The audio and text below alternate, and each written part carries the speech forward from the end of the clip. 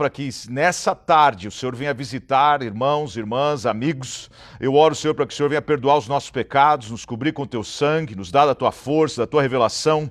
Eu oro para que a tua palavra, Senhor, seja viva, cortante, possa ser eficaz, possa trazer mudança. Pai, eu oro no nome de Jesus, Senhor Deus. Pensa através da minha mente, usa as minhas cordas vocais, manifesta do teu poder nessa tarde para a tua honra e tua glória, em nome de Jesus. Amém? Glória a Deus. Hoje eu quero meditar com vocês lá em Lucas capítulo 15. Lucas capítulo 15.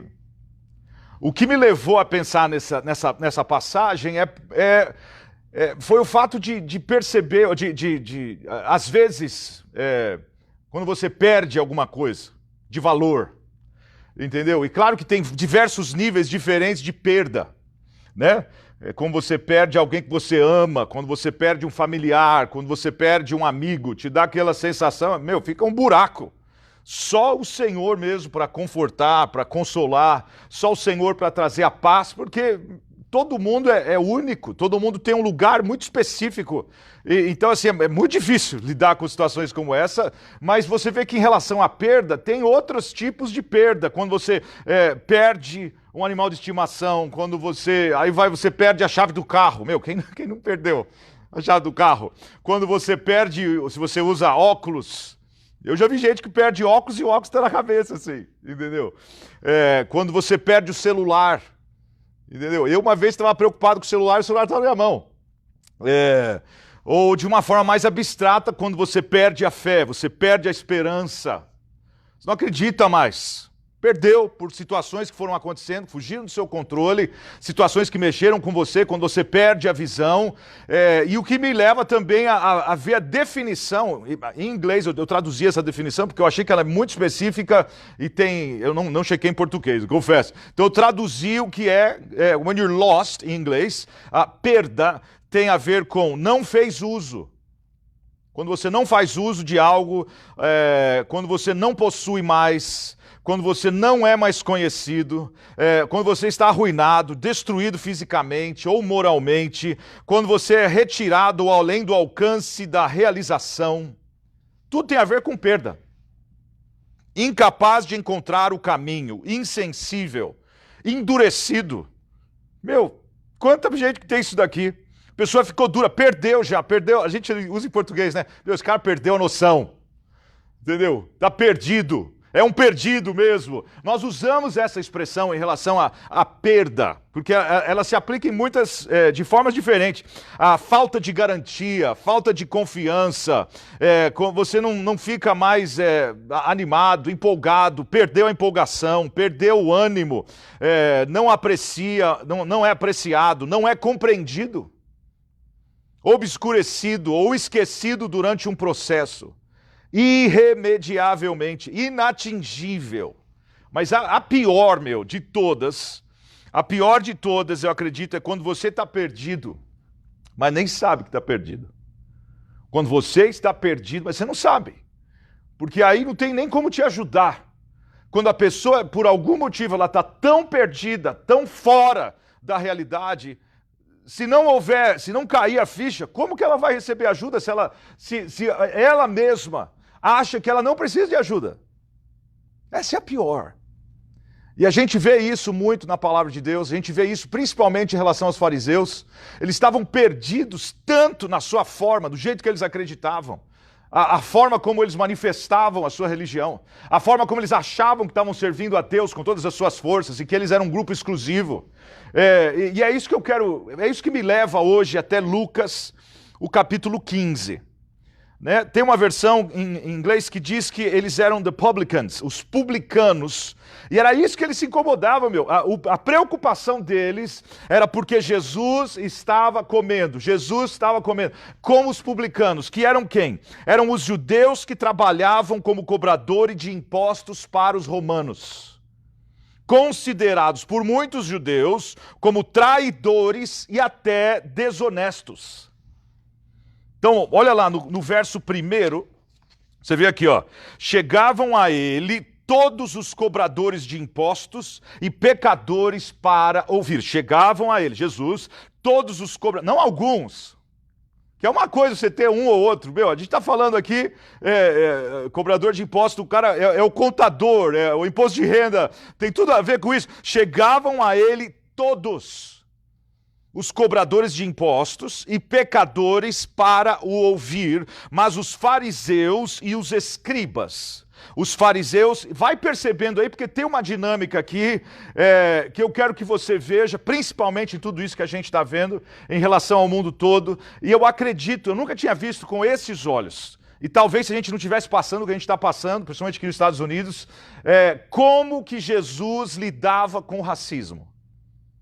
Porque você vai ver aqui, a gente vê classes, a gente vê grupos de pessoas, a gente vê que tem um propósito, até os exemplos que Jesus usa, as parábolas que ele coloca, as pessoas que ele aponta, tem a ver com isso daqui. Porque, lidar com o fariseu e com o escriba não era fácil, porque eles se achavam.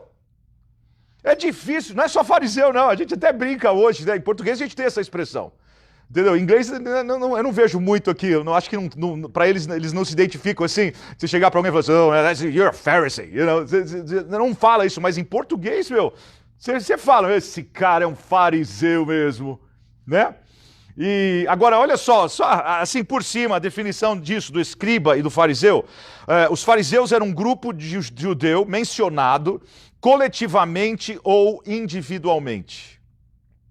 98 vezes no Novo Testamento, principalmente nos Evangelhos, o significado da raiz da palavra fariseu, ele é incerto, provavelmente está relacionado à raiz hebraica que significa separar ou desanexar.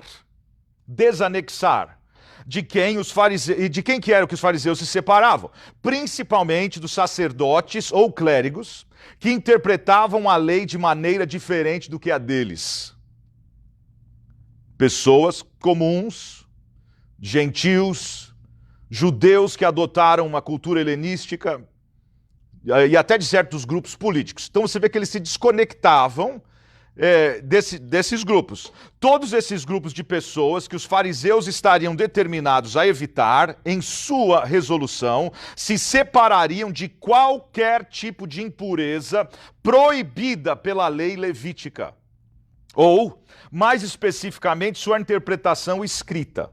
O Novo Testamento descreve os fariseus como oponentes de Jesus e até dos primeiros cristãos. Agora, olha em relação aos escribas. A palavra grega gramateus, traduzida como escriba, significa escritor.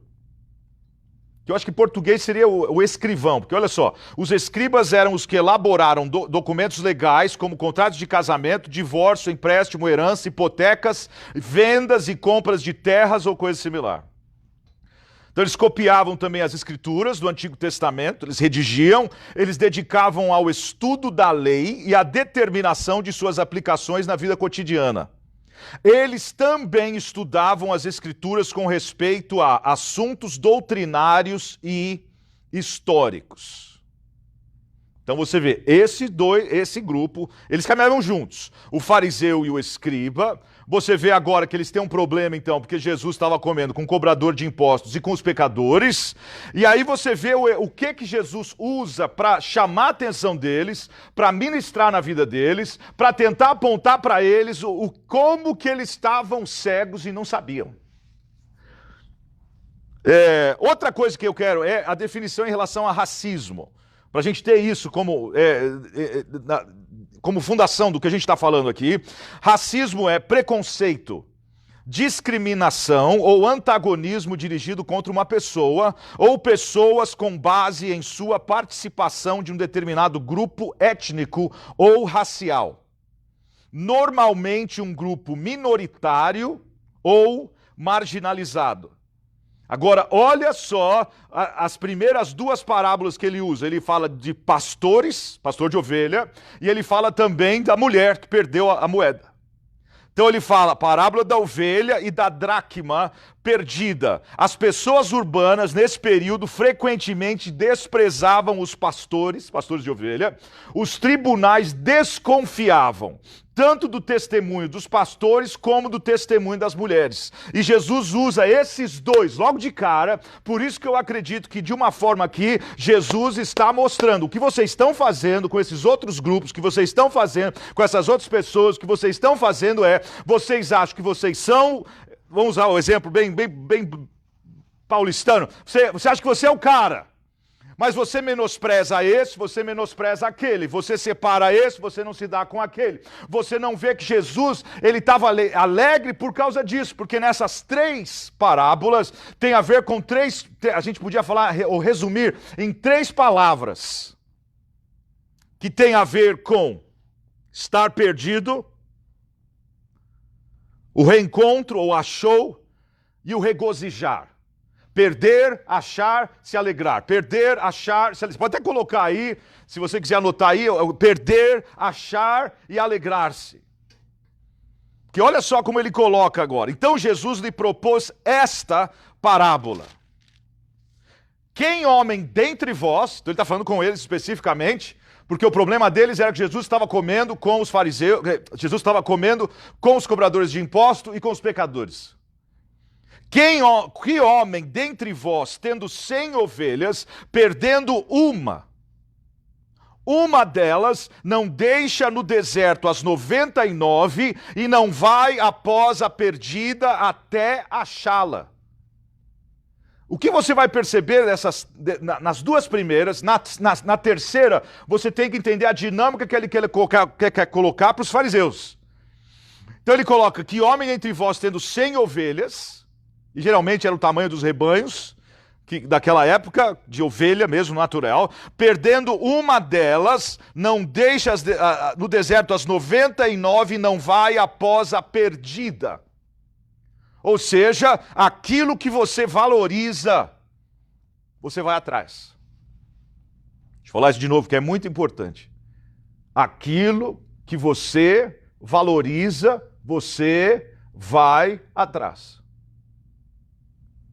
Aquilo que você valoriza, você não vai só a primeira milha. Você vai a primeira, segunda, terceira, quarta, quinta, você continua indo atrás.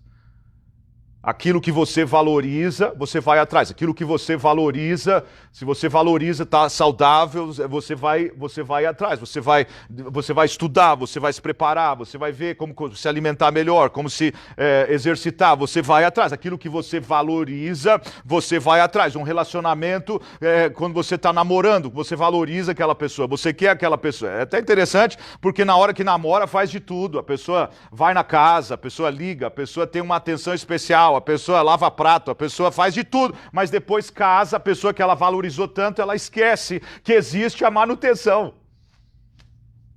Entendeu? Por isso tem um monte de casamento que está só a graça.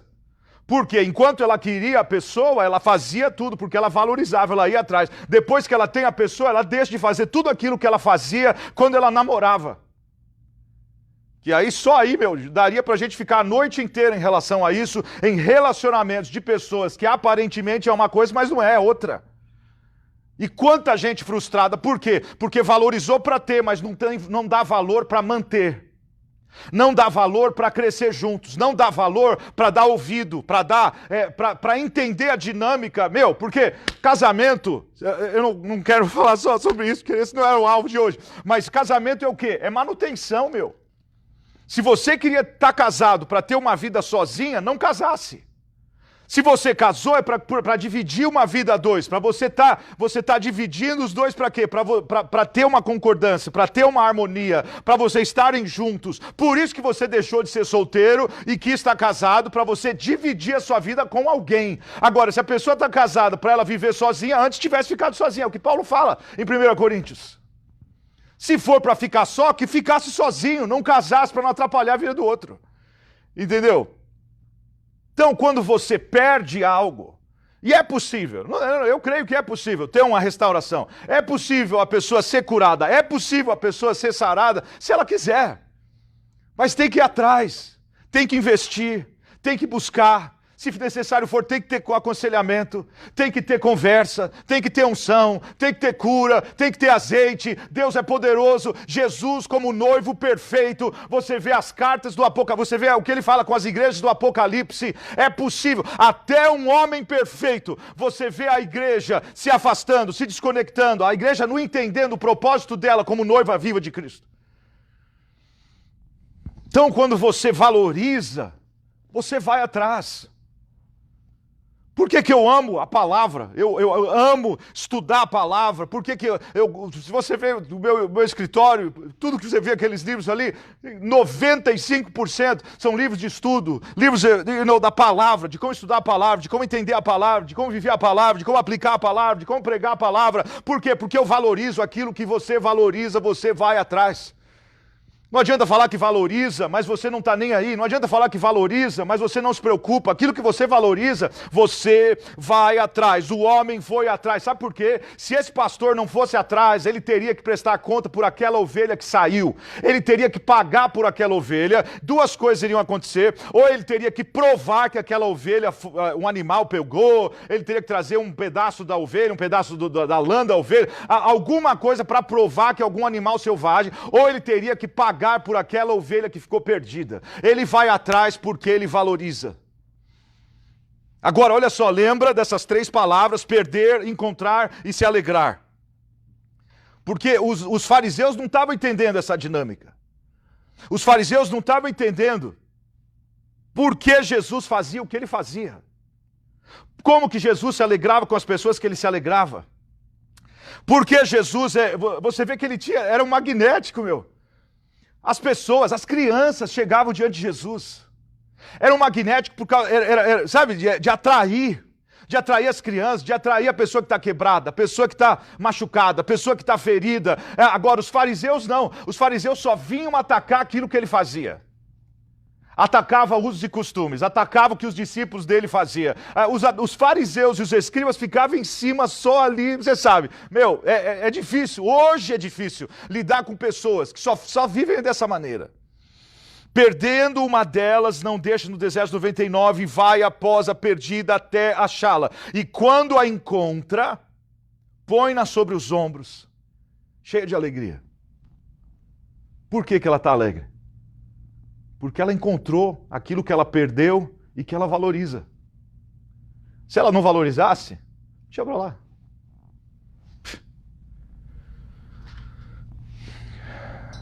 Vai para casa. Então convoca os amigos e vizinhos. Você vê, quando é importante, meu, você quer compartilhar com os outros.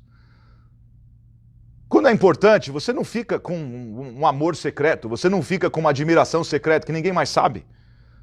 Quando é importante, as outras pessoas veem você, elas veem o que você faz, elas veem que você se alegra porque é importante para você e ela quer que as outras pessoas também vejam.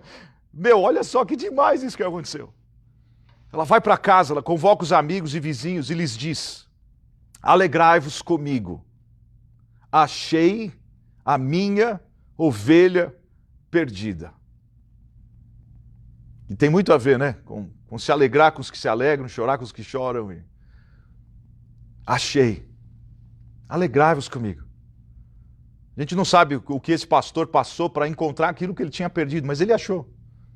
E quando ele volta para casa, ele quer comunicar aquela alegria com os outros.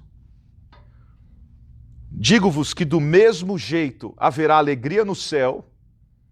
Você percebe?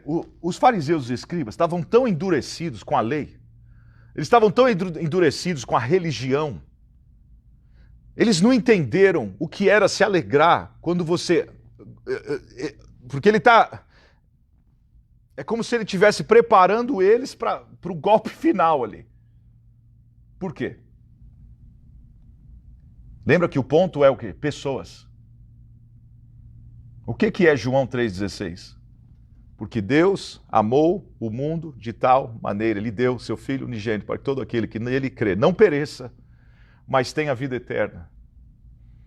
Então ele vai colocando ali, porque, meu, para você estar no céu, você tem que ter o mediador, que é quem? Jesus Cristo.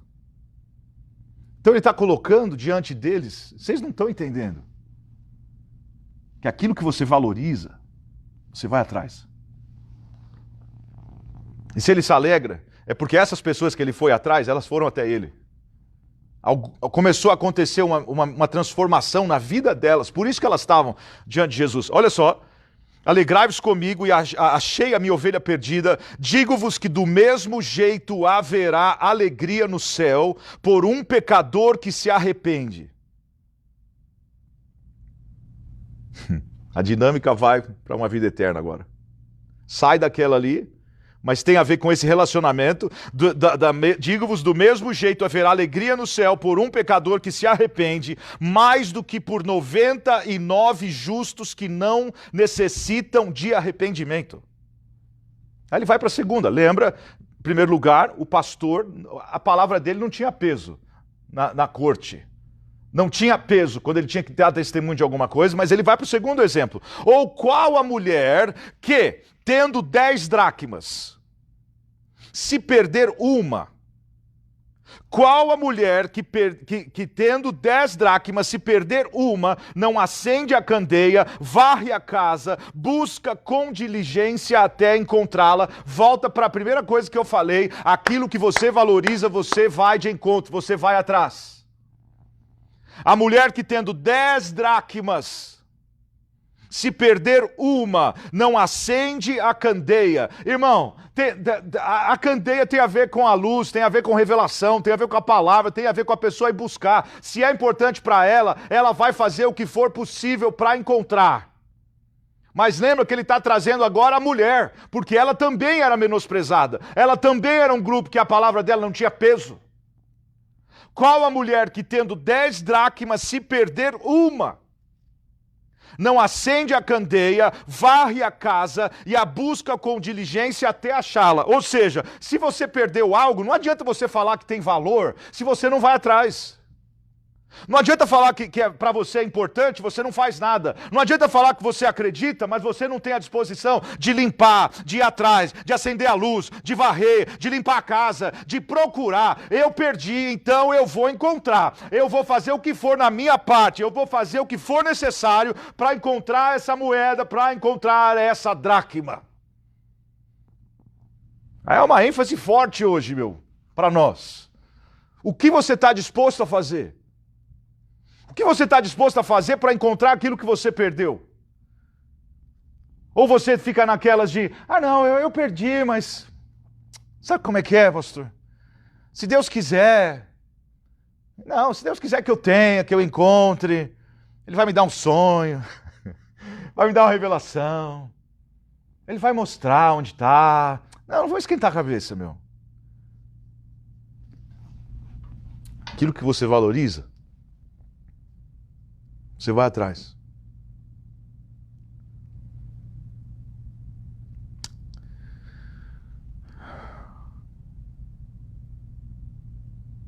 Ela acende a candeia. Ela varre a casa. Ela busca com diligência. Você percebe? Tem algo metódico ali. Acende a candeia. Ela varre a casa. Ou seja, se a casa estiver suja, ela não vai encontrar, ou a sujeira pode cobrir, porque é uma moeda. E às vezes, quanta sujeira que a pessoa guarda dentro de casa, e ela fica tentando achar algo que é tão pequeno, tem valor. Mas enquanto ela não limpar, ela não vai encontrar. Primeiro, porque ela não é diligente. Segundo, porque se a casa está suja. Agora, vamos mais profundo. Não estou falando de casa só física. Casa.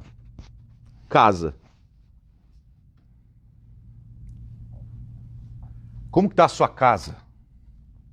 Como que está o seu coração? Como está o seu interior? O que você fica guardando? Qual que são as tranqueiras que você vai guardando Deve ter aí no Brasil também esse programa que o pessoal tem aqui, eles chamam de hoarders, que é aquela pessoa que guarda tudo, ela guarda tudo, a casa vai enchendo, a casa chega a um ponto que a pessoa não tem onde dormir, porque ela tem caixa, ela começa como colecionadora, mas aí depois ela vai amontoando, eu não sei como é que tem a tradução em português, se você souber pode colocar aí, mas ela vai amontoando, ela vai colocando, chega a um ponto que ela não consegue ficar dentro da própria casa que é dela, porque tudo ela guarda, tudo fica no coração, tudo fica dentro de casa, e aquilo que vê do lado de fora é como está a vida dela no interior, e a pessoa ela tem que chamar alguém para ajudar ela, que ela não precisa guardar todas as coisas, ela não precisa guardar a caixa vazia, ela não precisa guardar aquilo que ela não usa mais, que não serve mais, que ela não gosta mais, que ela não vai usar mais.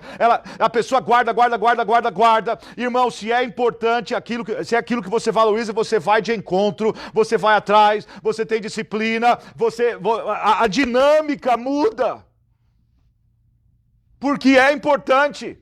É importante mais do que a sujeira. É importante mais do que aquilo que está na casa. Ela tem que ter uma diligência, ela tem que ser aplicada para encontrar aquilo que ela perdeu. Não adianta falar que dá valor, mas não dá valor. Que aquilo é importante para ela, mas ela não faz nada a respeito.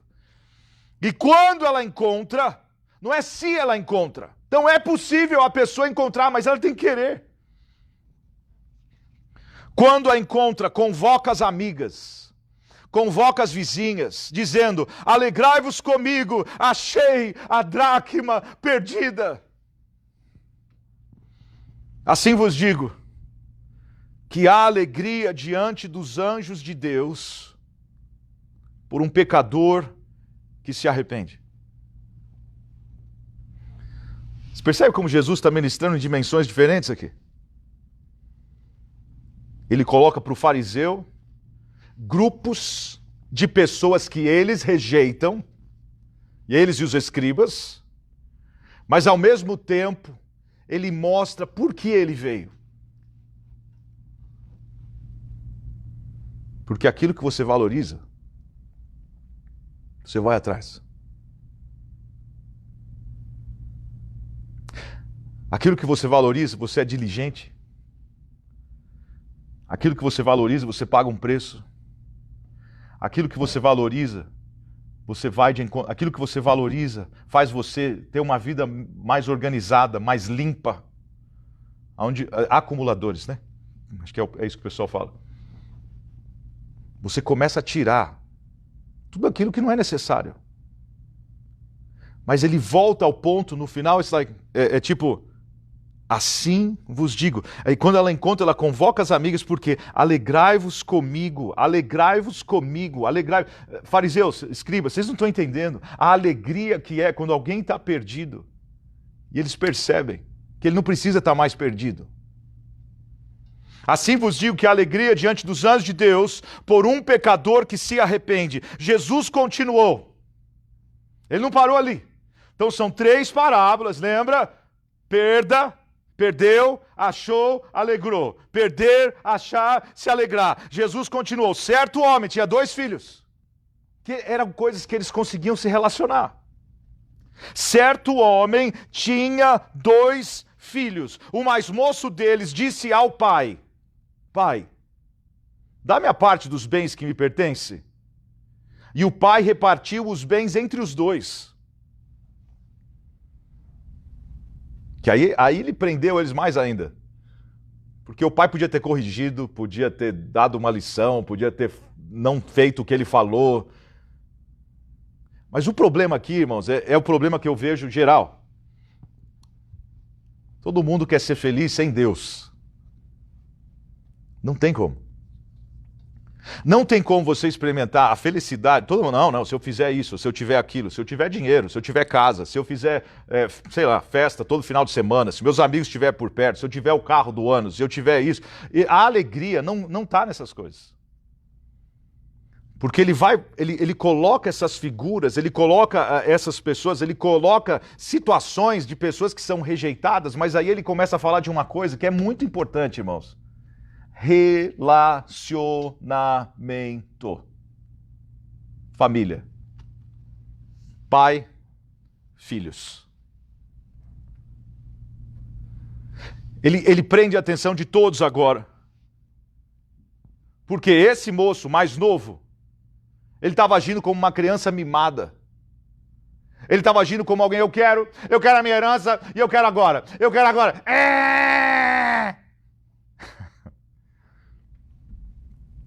Dá-me a parte dos meus bens. Ele queria a independência do pai. Ele não queria estar mais embaixo do cuidado. Ele não queria estar embaixo mais da bênção, do da umbrella, do guarda-chuva. Ele não queria estar mais ali embaixo daquela proteção do pai. Ele não entendia a dinâmica. Ele achava que se ele tivesse coisas e se ele fizesse o que ele quisesse, ele não queria ter boundaries. Ele não queria ter limites. Ele queria fazer o que ele quisesse. Dá-me a parte dos bens que me pertence. O pai repartiu os bens entre os dois. Detalhe, o mais velho, o primogênito, receberia a porção dobrada dos bens. Então ele receberia, se tivesse dividido em 3 partes, seria 2 partes para o mais velho e 1 parte para ele. Fora o ponto do quê? Que ele estava colocando, eu não sei quanto tempo vai levar para você morrer, então eu quero a minha herança agora. Meu, pensa bem. Como é ofensivo isso que esse filho fez. Mas o pai faz. Poucos dias depois, ele não conseguiu esconder muito tempo. Poucos dias depois, o filho mais novo, ajuntando tudo, partiu para uma terra longínqua. Poucos dias depois que ele recebeu a herança do pai, partiu para uma terra longínqua. Ele não queria estar embaixo, porque geralmente é assim, quem quer fazer coisa errada vai para longe. Né? Quem quer fazer coisa errada não fica dentro do relacionamento, não fica junto com a família. Não, ele quer ir para longe, ele quer estar distante. Quando a pessoa programa. Então aquilo já estava no coração dele. Eu acho um quadro muito parecido com a igreja de Laodiceia, quando você vai lá para Apocalipse. Porque ele achava que se ele tivesse dinheiro, se ele tivesse bem, se ele tivesse condição financeira, ele fazia o que ele quisia, ele fazia e acontecia. Mas não sabia que era um coitado, cego e nu. Não sabia que ele perdeu, que ele deixou, que ele não entendeu o relacionamento com o pai. Ele está ministrando, lembra? Fariseus e escribas. Ele está apontando como que eles faziam, como que eles tratavam. Ele estava mostrando para eles, por que vocês não se alegram? Poucos dias depois, o filho mais novo, juntando tudo, partiu para uma terra longínqua, ali desperdiçou os seus bens, vivendo dissolutamente, tendo ele gastado tudo. Houve naquela terra uma grande fome. Tendo ele gastado tudo, houve naquela terra uma grande fome. Começou a padecer necessidades. Então ele foi, se chegou a um dos cidadãos daquela terra, não demorou. Fora da proteção do pai. Então é isso, irmãos. Quanta gente hoje quer viver do jeito que ela quer. Aqui a gente ouve o tempo todo. Você ouve na mídia o tempo todo. Não, eu fiz porque eu me sinto bem. E se eu me sinto bem, Deus tem que estar de acordo, porque eu me sinto bem. Mesmo que vai contra tudo que o Senhor deixou, toda a sua palavra, vai contra os princípios da palavra. Mas não, eu estou me sentindo bem. Então ela muda, ela faz, ela acontece, eu estou me sentindo bem. Ela quebra, ela destrói, estou me sentindo bem. Ela não quer estar embaixo daquilo que o Senhor, a alegria de servir a Deus, ela não entendeu ainda o que é você ter um relacionamento com o Rei dos Reis e Senhor dos Senhores. Ela não entendeu. Tendo ele gastado tudo, houve naquela terra uma grande fome. Você vê, quando ele sai debaixo do cuidado do pai, ele não sabia o que estava para acontecer. Por isso que se tem alguém assistindo hoje, ou vai assistir, sei lá, e você está longe dos caminhos do Senhor, pode ter certeza que é um convite. E Deus não vai forçar também, Ele não vai. Mas é uma oportunidade. Se você está distante, se você acha que não tem mais jeito, que agora já era, é uma oportunidade de você voltar para a casa do Pai. De você entender novamente o que é ter o poder de filho. Sabe? Tendo ele gastado tudo, houve fome, começou a padecer necessidades. Então ele foi e se chegou a um dos cidadãos daquela terra, o qual mandou para os seus campos apacentar porcos. Vai vendo agora. Para um jovem judeu, lidar com porcos. Percebe como Jesus foi mostrando diferentes grupos, diferentes pessoas que para um fariseu, um escriba, inaceitável. Por quê? Esse que é o problema com o fariseu. Eles se acham. Só ele está certo. Ele quer ter discípulo, mas é difícil, hein, ter discípulo assim, porque o cara é perfeito. Eu sempre falo isso. Já pensou se você estivesse lendo a Bíblia e toda página que você vê é perfeito, perfeito, perfeito, perfeito? Ia ser desanimador. Entendeu? Mas você vê que eles eram humanos. Tinha falhas. Mas eles voltavam para Deus. Voltavam para a casa do Pai. Se arrependiam. Confessavam o seu pecado. Sabe? Às vezes levava tempo, às vezes levava anos, às vezes levava décadas. Mas você vê pessoas que eles começavam, eles entendiam o que é você viver pela fé. Não por vista, não por aquilo que você acha, não, mas se eu fizer isso agora vai ser demais. Não, não é sentimento, gente, é fé. Por isso que eu falo sempre, enfatizo tanto o poder da fé, aquilo que vem pelo ouvir e ouvir a palavra de Deus. Ele desejava encher o estômago com as alfarrobas que os porcos comiam. Mas ninguém lhe dava nada. Eu sei que devia ser os donos dos porcos, mas eu penso, nem os porcos. Nem davam uma brecha, uma entrada para ele poder se alimentar. A fome era tão grande que ele esqueceu de onde ele veio. Ele esqueceu valores, ele esqueceu coisas que ele zelava, que ele prezava, por causa da fome. Mas ninguém lhe dava nada. Agora aqui para mim, e o que eu gosto na vida desse jovem aqui é isso aqui. Porque o que ele pensava, ele falava, e o que ele falava, ele fazia. Entendeu? Esse era o cara. Mesmo que ele tivesse errado, ele falava, fazia. Agora, novamente, olha só, caindo em si. Caindo em si. Pode escrever aí, caindo em si.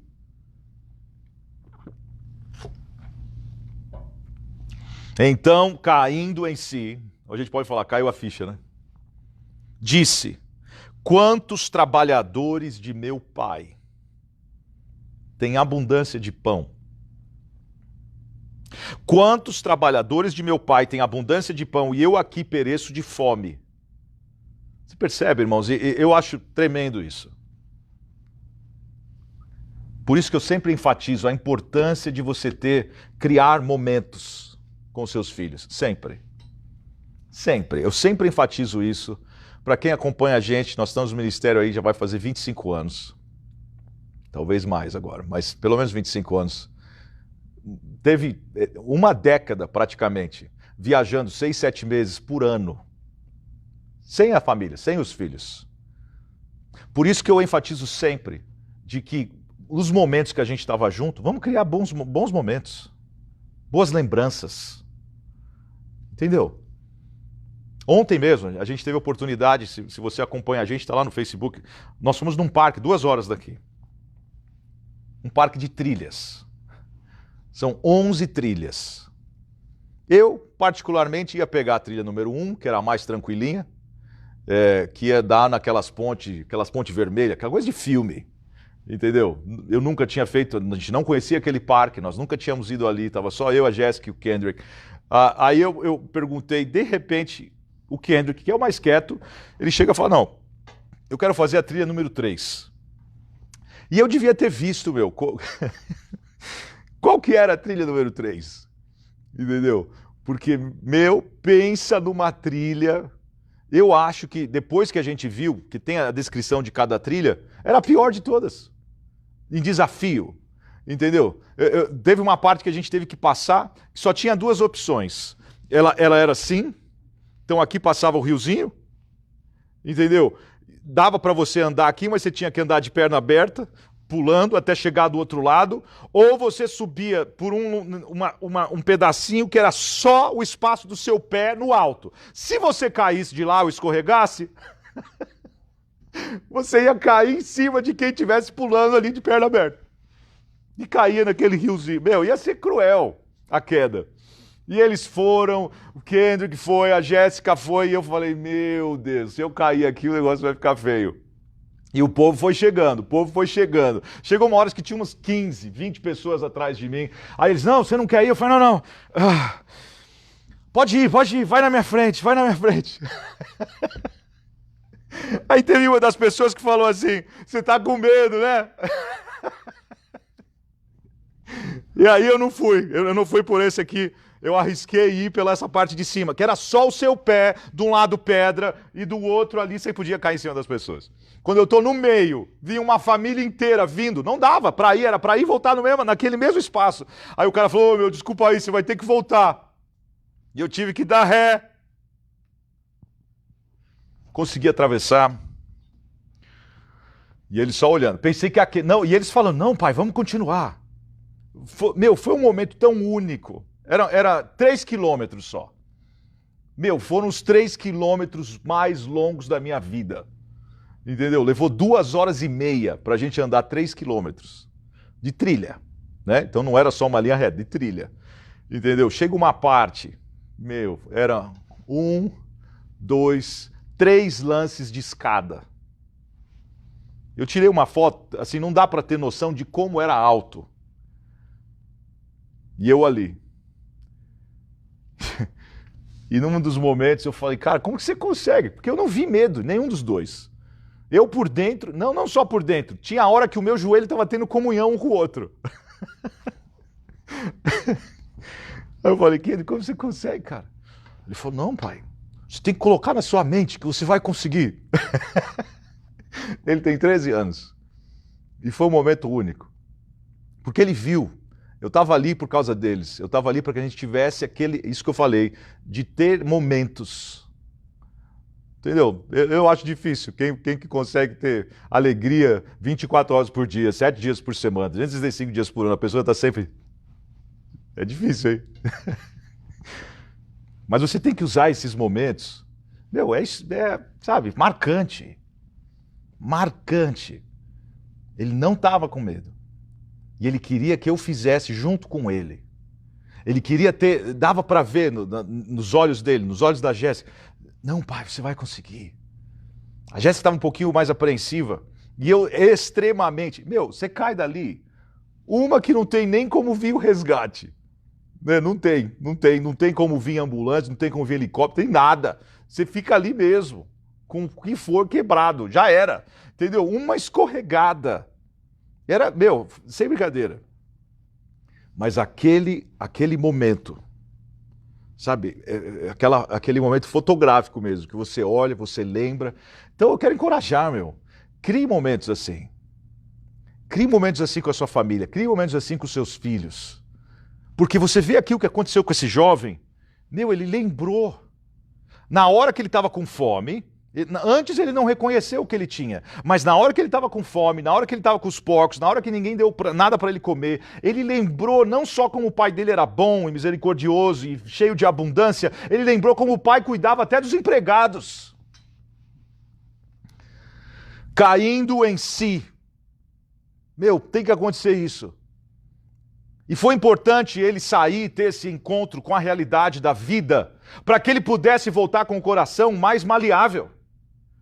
Entendeu? Lembra que ele tá falando com fariseus e escribas, ele está falando com pessoas que se achavam, ele está falando com homens ali que era difícil lidar com eles, porque eles alcançaram um nível tão elevado de espiritualidade. E é isso que eu sempre, sou contra isso, quando a pessoa se acha, e é só ela e mais ninguém. E não só isso, ela quer derrubar as outras. Se ela vê as outras subindo, se ela vê as outras chegando perto, se ela vê as outras com mais unção, mais poder. Não, aí já era. A pessoa faz de tudo para tentar derrubar ela dali, porque ela se sente, não, agora a minha posição está sendo, sabe, uma ameaça. Mas ele cai em si. Ele lembrou como que o pai cuidava dos trabalhadores.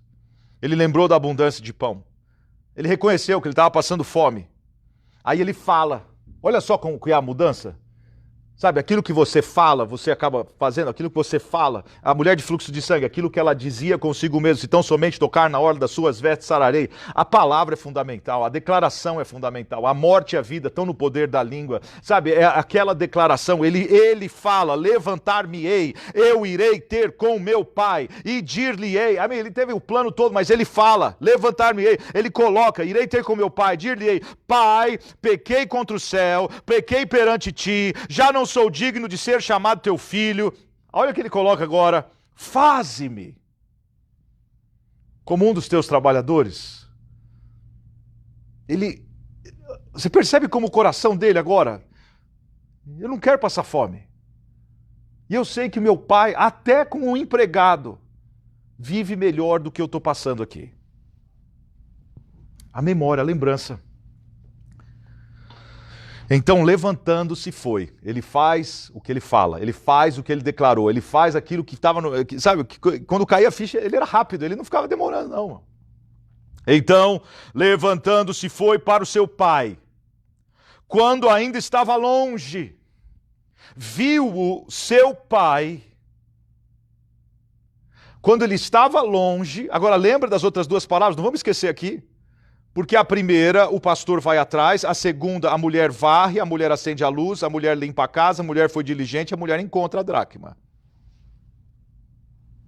Agora a terceira, o pai não foi atrás procurar onde ele estava, mas o pai foi atrás dele, quando ele viu ele vindo de encontro. E tem mais algo aí, que na lei, esse filho, se ele chegasse na cidade e eles soubessem que ele gastou tudo dessa forma dissoluta, dessa forma louca, a cidade podia apedrejar a ele. O pai não queria isso para o filho. O pai não queria a vergonha do filho. O pai não queria que a cidade nem visse ou sentisse o cheiro de onde ele esteve. Você percebe que ele vai mostrando uma dinâmica do que é você ter Jesus como Senhor e Salvador da sua vida? Você percebe que o Senhor quer que você tome posse disso como filho de Deus, como filha de Deus. Muita gente, tem tanta gente que fica presa ao passado, presa ao que ela fez, presa aos momentos que era como se ela andasse com os porcos. É um momento como se ela fez tanta coisa errada. Você vê que o Senhor, como pai, como um bom pai, ele quer trazer cura, ele quer trazer restauração, ele quer trazer restituição. Você vê que esse foi ali, como começa. Começa com o relacionamento, vai para a rebelião, aí vem o arrependimento, mas agora vem a restituição. Olha aqui.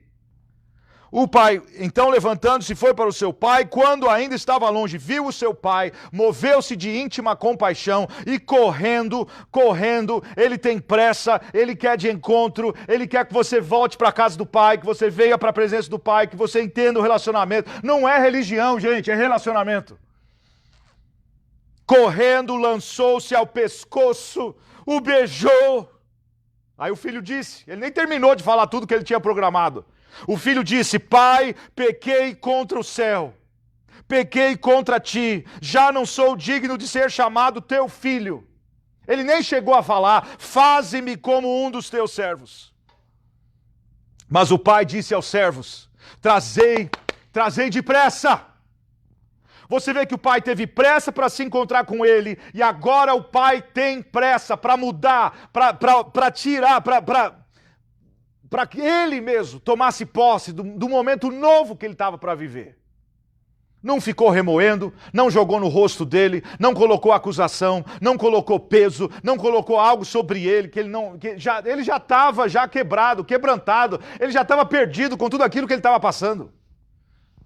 O filho lhe disse, mas o pai disse aos servos, trazei depressa a melhor túnica. E vestiu com ela. Depressa. Eu não quero que os outros vejam que você estava com os porcos. Eu não quero que os outros sintam o cheiro de onde você estava. Eu não quero que as pessoas vejam o seu passado. Eu não quero que elas vejam o que eu faço. O que eu, o Senhor, faço na sua vida hoje. Aonde eu posso te mandar. O que eu posso fazer daqui para frente. Não vai adiantar. Não tem como mudar o que já aconteceu. Mas dá para mudar o hoje, dá para viver uma nova realidade, e eu quero declarar isso em nome de Jesus sobre você que não consegue se desprender, se desconectar, para você que ainda fica usando as roupas do passado. Lembra de José, quando ele foi se encontrar com Faraó, ele se barbeou, ele mudou de roupa. A roupa, as outras duas túnicas não. A primeira os irmãos tiraram. A segunda a mulher de Potifar tirou. Mas a terceira ele mudou de roupa. Porque ele não queria chegar diante de Faraó e mostrar para Faraó o que os irmãos fizeram, o que a família fez, o que a mulher de Potifar fez. Oh, como que foi meu passado. Oh, cruel. Oh, vida. Oh, azar. Não. E esse pai não queria que o filho fosse reconhecido com aquilo que ele passou, mas por aquilo que o pai... A diferença é isso, irmão e irmã. Relacionamento com o pai. Fala se Jesus não está quebrando o racismo, quebrando preconceitos, quebrando como eles agiriam, quebrando como os fariseus e os escribas, como que eles tratavam as mulheres, como que eles tratavam os pastores. Ele está mostrando várias lições ao mesmo tempo aqui. Por isso que eu falo, é como que Jesus estava lidando com o racismo. Como que Jesus estava mostrando para eles, irmãos, isso. Que aquilo que você valoriza, você vai atrás. Ele não ficou lá, não, se meu filho chegar aqui. Ele foi atrás. Ele foi de encontro. Ele não queria que a cidade apedrejasse ele. E você vê que ele tem pressa. Ele corre para encontrar com o filho. Quando ele encontra com o filho, os servos estão com ele. E ele fala, trazei depressa. Meu, tem gente que precisa tomar posse disso aqui. Até quando? O que mais precisa acontecer? Trazei depressa. Melhor roupa. Vestiu com ela, ponde-lhe um anel no dedo. Você sabe que o anel tem a ver com autoridade. Inclusive José, foi colocado um anel de autoridade. Se ele não tivesse esse anel, ele não podia nem fazer, negociar no nome da família. Era um anel de autoridade. Deus quer restaurar não só a imagem, Ele quer restaurar a autoridade. Ele quer restaurar, sabe, tem tantos louvores que vêm na minha mente quando eu falo sobre isso. De você tomar posse, não é aquela música, me dá poder de filho. Eu vou voltar para a casa do Pai. É aí que está a bênção. Não está em fazer o que você quer. Está em você fazer o que o Pai quer. Está em você voltar de uma forma quebrantada, de você voltar com o seu coração maleável para Deus trabalhar. Não um coração endurecido que nem o do fariseu e do escriba. Mas um coração que quando ouve a palavra, aplica a palavra. Quando ouve a palavra, vive a palavra. Quando ouve a palavra, onde que eu posso aplicar isso na minha vida? Não amanhã, não a semana que vem, não o ano que vem. Onde que eu posso aplicar isso na minha vida? Hoje. Trazei depressa a melhor túnica, vestiu com ela, ponde-lhe o anel na mão, sandália nos pés. Que era um privilégio da família. Sandália nos pés. A caminhada vai ser diferente. A jornada daqui para frente vai ser diferente.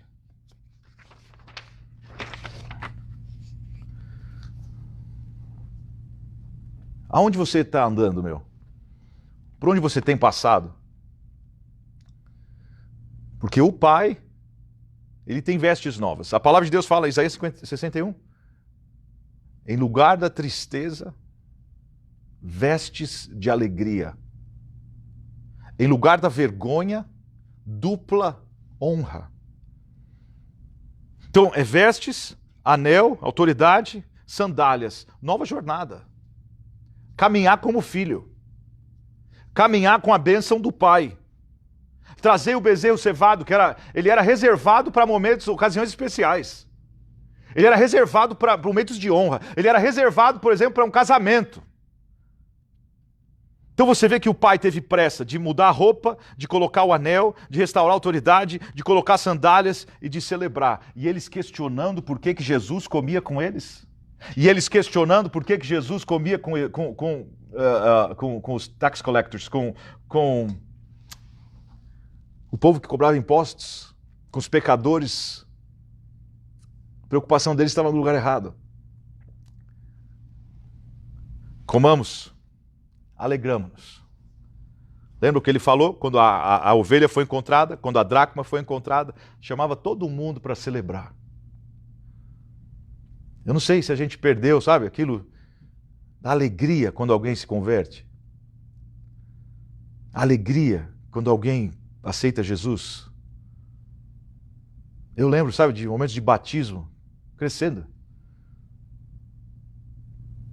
A gente cantava um hino e a pessoa descia as águas. Cantava outro hino, o próximo descia as águas. E a alegria que era, e o regozijo que era, e o aplaudir, e o regozijar por aquele momento único, por aquela, sabe, de entrega, aquele momento da pessoa estar reconhecendo a figura de você morrer para o mundo e reviver para Deus. Renascer para Deus. Trazei o bezerro cevado, matai-o, comamos e alegramo-nos, pois este meu filho estava morto e reviveu. Tinha se perdido, foi achado. Viu a dinâmica das 3 palavras que vai pelo capítulo todo? Perder, achar, regozijar. Começaram a alegrar-se. O filho mais velho, lembra? Tem o outro ainda na história. Que detalhe, quando você vai lá no verso 12, fala que o pai repartiu o bem entre os 2. Agora, para mim, esse aqui é o fariseu. Esse é. Porque olha só como ele coloca. Trazei o bezerro cevado, pois esse meu filho estava morto. O filho mais velho estava no campo. Quando voltou, chegou perto da casa, ouviu a música e as danças. Chamando um dos criados, perguntou-lhes, o que é isso? O que era aquilo que estava acontecendo? Ele lhes disse, veio o teu irmão e o teu pai matou o bezerro cevado, o bezerro de honra, o bezerro para ocasiões especiais, porque o recebeu são e salvo. Mas ele se indignou e não queria entrar. Então, saindo o pai, os 2 desrespeitaram o pai. Um querendo que o pai morresse para receber a herança, e esse aqui agora que nem entrou e era uma festa que o pai fez. Os 2 estavam fora.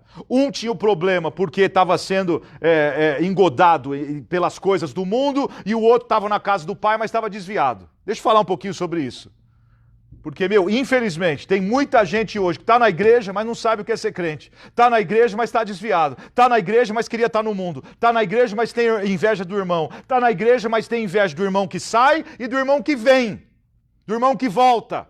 Tem inveja porque queria estar no mundo, mas também tem inveja porque está na igreja e quando alguém se aceita Jesus, ou alguém é abençoado, ou alguém é salvo, ou alguém é sarado, ou alguém prospera de alguma forma sobrenatural, ele não gosta. Ou seja, é o cara chato. Não tem como alegrar uma pessoa como essa. Por isso que é o escriba e o fariseu.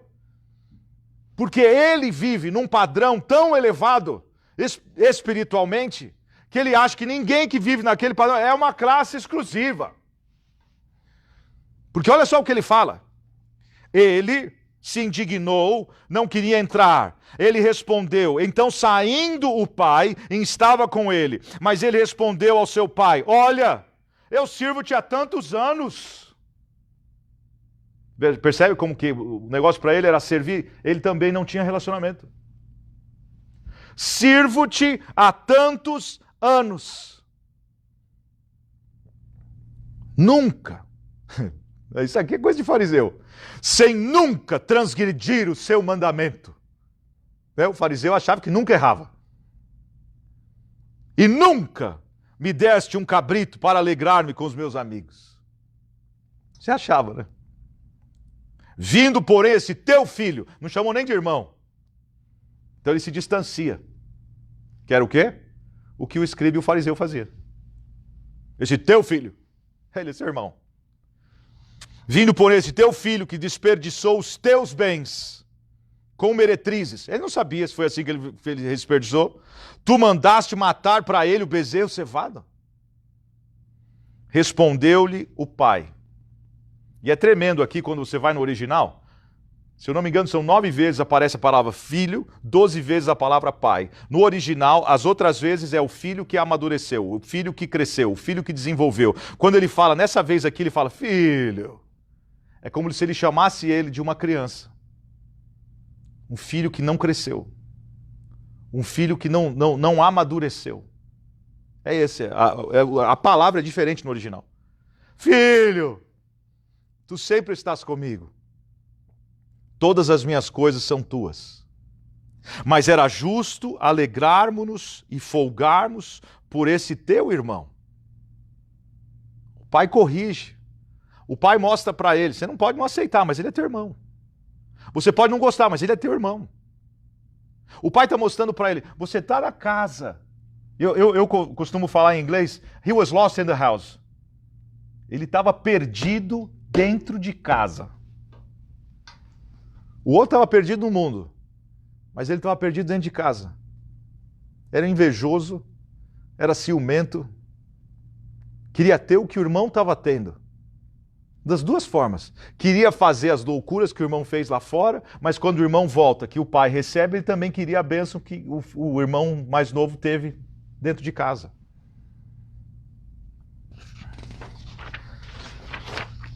Tem um texto muito forte em Cantares, ou Cântico dos Cânticos, 8:6.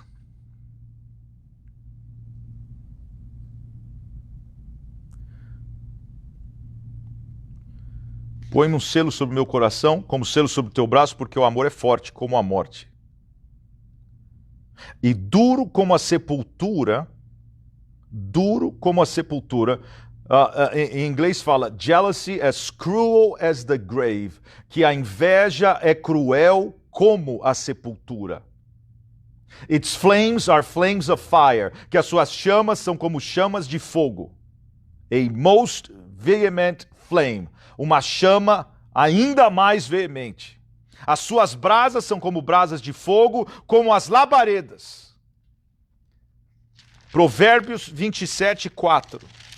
Provérbios 27:4 fala: cruel é o furor e impetuosa a ira, mas quem pode parar na presença da inveja? É duro, hein? Lidar com inveja. Quem consegue ficar junto quando alguém está invejoso? Então esse irmão mais velho aqui era a inveja do irmão mais novo, inveja do irmão mais novo quando ele sai, inveja do irmão mais novo quando ele volta. Ele estava com o pai, mas não se alegrava. Ele estava servindo ao pai como um escravo. Ele não entendeu que era relacionamento. Então você vê aqui, se a gente fosse resumir em relação a isso, era o quê? Começa com relacionamento, vai para a rebelião, vai para o arrependimento, vai para a restituição, e ele quer fechar agora com relacionamento. 5. E o 5 tem a ver com graça. Era justo alegrarmos e folgarmos, porque este teu irmão estava morto e reviveu, estava perdido e foi achado. E o último texto, a gente termina aqui. 1 João 2. 1 João 2. Não João 1, mas 1 João 2.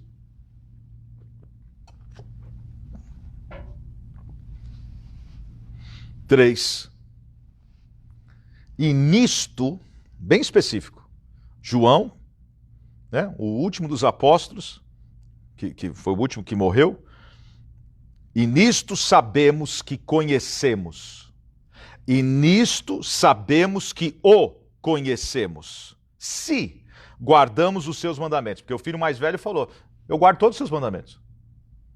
Nunca falei dos seus mandamentos. Wrong. Falhou sim. E nisto sabemos que o conhecemos, se guardamos os seus mandamentos. Aquele que diz, eu o conheço, e não guarda os seus mandamentos, é mentiroso. E nele não há verdade. Mas qualquer que guarda a sua palavra, o amor de Deus nele tem-se verdadeiramente aperfeiçoado. Para mim tem a ver com um processo aqui. Mas qualquer que guarda a sua palavra, o amor de Deus nele tem-se verdadeiramente aperfeiçoado. E nisto conhecemos que estamos nele. Então no começo fala, nisto sabemos que o conhecemos, aí depois, e nisto conhecemos que estamos nele. Aquele que diz que está nele também deve andar como ele andou. Amados, não vos escrevo um mandamento novo, mas um mandamento antigo, que desde o princípio tivestes. Este mandamento antigo é a palavra que ouvistes. Contudo vos escrevo um novo mandamento que é verdadeiro, nele e em vós, porque as trevas vão passando e já brilha a verdadeira luz. Aquele que diz que está na luz e odeia ao seu irmão, aquele que diz que está na luz, o irmão mais velho, e odeia a seu irmão, que é o irmão mais novo, até agora está em trevas. Aquele que ama ao seu irmão permanece na luz, e nele não há nenhum tropeço. Mas aquele que odeia, eu falo a verdade. Talvez não você que está ouvindo, em outra igreja, outro lugar. Quantas pessoas odeiam? Ódio, não estou falando de que não gosta, sabe? Estou falando de ódio em relação a outra pessoa, ou em relação a alguém que ela não conhece, ou em relação a alguém que é diferente dela, ou em relação, porque Jesus foi mostrando isso aqui, ele estava tratando, gente, com racismo. Porque ele usou o pastor e a ovelha, ele usou a mulher e a dracma.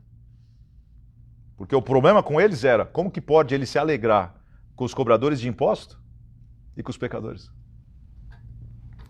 Aquele que diz que está na luz e odeia seu irmão até agora está em trevas. Aquele que ama seu irmão permanece na luz e nele não há nenhum tropeço. Mas aquele que odeia seu irmão está nas trevas e anda nas trevas, não sabe para onde vai, porque as trevas lhe cegaram os olhos.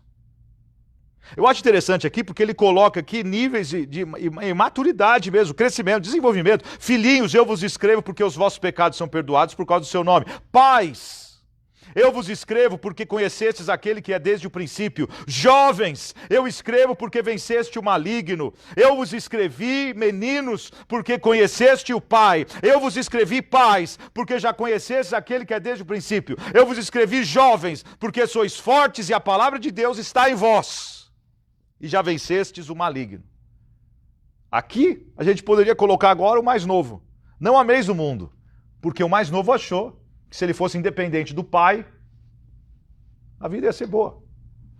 Ele queria fazer o que ele queria fazer. Não ameis o mundo, nem o que há no mundo. Se alguém ama o mundo, o amor do pai não está nele. Pois tudo o que há no mundo, a concupiscência da carne, a concupiscência dos olhos, a soberba da vida, não é do Pai, é do mundo. Ora, o mundo passa e a sua concupiscência, mas aquele que faz a vontade de Deus, que é quem? O Pai. Permanece para sempre. Quem pode dar um glória a Deus aí? Você pode aplaudir? Coloca aí aquele aplauso que só você coloca. Amém. Eu quero orar com você. Duas coisas que foi muito forte durante essa mensagem. Uma, essa, como Jesus lidava com o racismo. E a segunda para mim é essa, que poderia ser tanto quanto a outra. Aquilo que você valoriza, você vai atrás. Pai, no nome de Jesus eu quero orar e declarar. Senhor Deus, todos nós perdemos alguém, algo de valor. Todos já perdemos algumas outras coisas que não são tão importantes, mas perdemos também. Mas, Senhor, a pior delas é quando a gente está perdido e não sabe.